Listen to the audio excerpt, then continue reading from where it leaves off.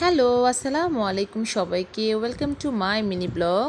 তো কেমন আছেন আপনারা সবাই? আশা করি অনেক ভালো আছেন। আলহামদুলিল্লাহ আমিও অনেক ভালো আছি।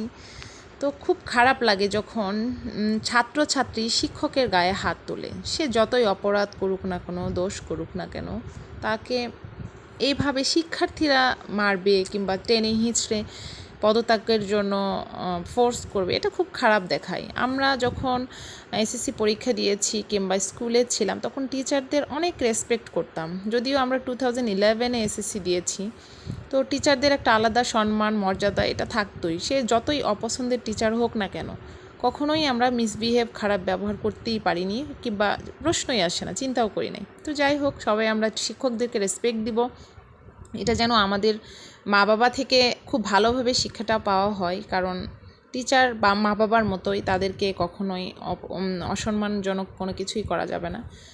তো কেমন লাগলো আমার রেসিপিটা? দয়া করে সবাই like, comment, share and follow দিয়ে পাশে থাকবেন। যারা আমরা বিগিনার আছি, যাদের ফেসবুকে রিচ ডাউন, এঙ্গেজমেন্ট ডাউন, তারা সবাই সবাইকে সাপোর্ট না করলে আসলে কখনোই সামনে এগোনো পসিবল না। তো থ্যাংক ইউ সবাইকে আমার ভিডিওটি দেখার জন্য এবং শেয়ার করার জন্য।